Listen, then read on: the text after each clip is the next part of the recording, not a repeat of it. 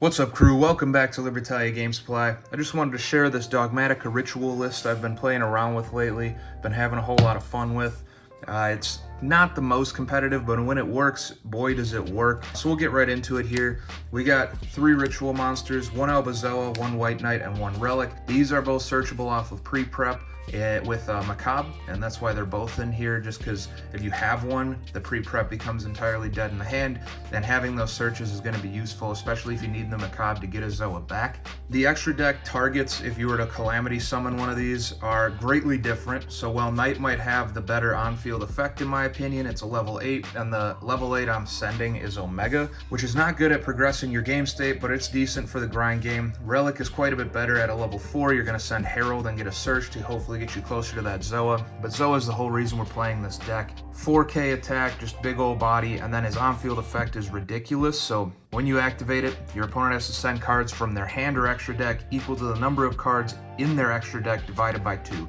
So if you're going first, they have 15, divided in half is 7.5, and it rounds down, so it would send 7. If you're going second, it's a little bit less good because they're going to have a chance to go through their extra deck. However, it will whittle their extra deck down to where you're taking away stuff that they would need for follow-up, so if you can get through whatever board they put up, you have now put yourself in a pretty good position. But I think that right there is kind of the main issue with the deck as a whole. It wants to go second, I feel, just the way that it's structured, but going second also makes the big boss monster a little bit less reliable or impactful. So that's what we got going on with the rituals. For the rest of the Dogmatikas, we're playing triple Ecclesia. This is your only normal summon in the deck, and it's only a normal summon if you're going first. On summon, it'll get that search for a Dogmatika card. It's normally going to be Matrix to get into your Zoa play.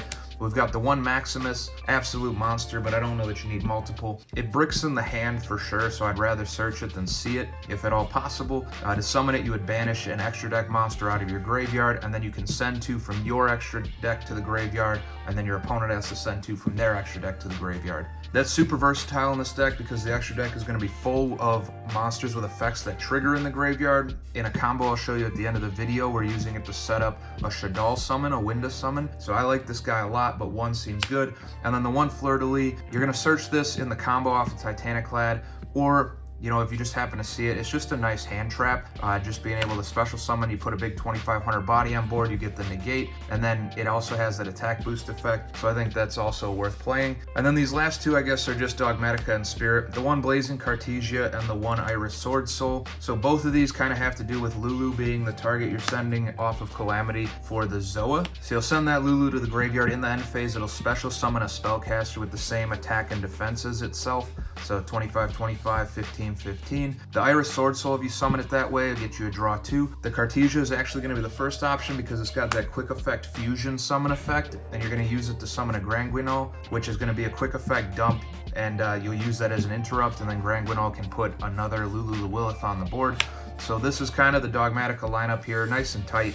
The rest of the monsters are going to be a few hand traps, so we got 3 Ash and 3 Nib. Nib I'm undecided on, kind of for the same reason as the going first, going second with Zoa being the boss monster. So this deck dies kind of bad to hand traps if they just choke you at the right spot. Usually there's not much else you can do because you need some type of a card to start your graveyard setup, otherwise a lot of your deck doesn't really do anything. And because of that, I'm playing Crossout Designator in this deck, and Nibiru is not a threat in this deck because you're going to really at most summon 4 monsters, so it plays under Nibiru, and then the rest of the board gets built on your opponent's turn. However, I feel like if we are going second, which is probably better for the deck despite the Zoa conundrum, the Nibiru is just kind of necessary to have because if you get negated by like an onboard interrupt, you're also going to have a problem there, so it just felt necessary. For spells, we've got triple Nadir Servant to search your Dogmatikas, we've got triple Matrix to search your Dogmatika ritual monsters and spells, and then 1 of each spell, Calamity and Macabre. I think 1 of each is plenty, and they kind of play into each other, so Calamity will send 1 extra deck monster equal to the level of the ritual monster you're trying to summon, which sets up a whole bunch of other plays, and then Macabre can banish an extra deck monster from your graveyard to summon a ritual monster out of your graveyard. So you could go Calamity, send Lulu, summon Zoa,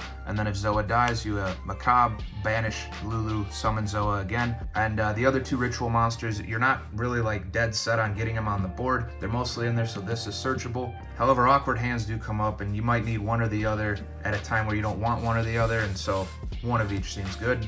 And then for generic spells, I got triple thrust, double talent, and this is because there's not really a lot of good options for draw engine. I tried a little spellbook engine, which was okay, but if you were to see like the blue boy and normal summon to get the effect and they negate it, and you don't have a way to stop the negate, that turns just over, because now you can't even normal summon the Ecclesia. The rest of the monsters kind of require setup in order to get them on the board, and so it just was becoming a very obvious and very painful choke point. And so if we are going second, or even if we're going first and they happen to have hand traps, I think this is kind of necessary to play at a higher ratio than what I would personally like, because we can't really play like Prosperity or Desires or anything like that, because we have one-ofs in the main deck that you need to see, and your extra deck is built to be able to like chip away over time at their field, so you can't lose a third of it off of the one card with Prosperity. And so this is kind of where I ended up. And then we're playing a bunch of extra targets for that talents. So Ultimate Slayer, excellent removal card. We're playing targets for all the extra deck monster types anyway. The one Feather Duster to clear out back row. The one pre-prep, it'll get us to that Macabre, so for late game it's nice. Or if you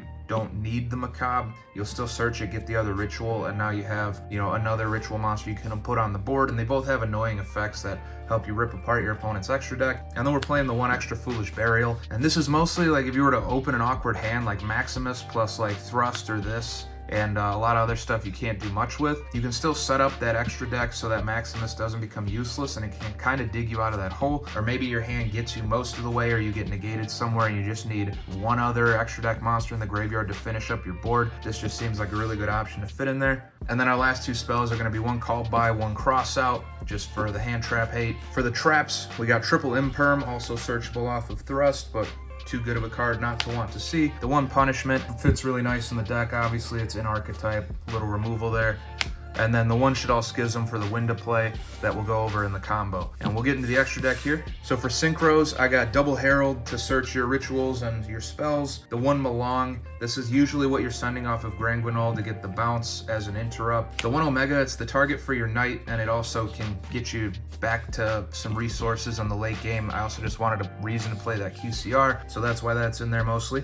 And then the double Lulu the Willith, you need the two. The one is going to get sent for the Calamity into Zoa, and then the second one can get summoned off of your Granguinol. And then we got some targets for the Ultimate Slayer. The one Farragut, it's a draw one and then place one on the bottom of your deck from your hand when you send it to the graveyard. The one Aggregator, it's a monster negate. The one Ents as a pop, and the one Garura as an extra draw. This mostly covers you, and then with the rest of the Synchro lineup there, you're covered against any type of extra deck monster. So Ultimate Slayer is always live, because all of those apart from the Synchros, you don't really need to play at any point for the combo. They're only there as interrupts, so you pick and choose when you play them, and Slayer's as good a time as any. Then we're playing the Shaddoll package, the Ep Cologne, the Construct, and the Winda. So you're going to send the Ep Cologne off of something, get the Schism to hand and send it to graveyard. Construct will put it back in hand, you'll set it, and then you can flip it and summon the Winda. And Winda is just a disgusting floodgate in this deck, especially if you can Zoa first and then start picking apart their extra deck with like the Matrix and pick away certain things that they're going to need. So I like it a lot.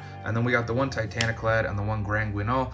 Titaniclad is usually going to be the dark type material that you need to make the Winda in this combo that I'm about to show you, and it's extra good because in the end phase it'll search that fleur-de-lis, so it sets up your Winda as well as gets you a negate in hand. And then Granguinol is what's getting summoned off of that Lulu the Willith into Blazing Cartesia, quick effect, and then you get that interrupt, and then it has an effect to summon that other Lulu the Willith, so nice little extra deck there.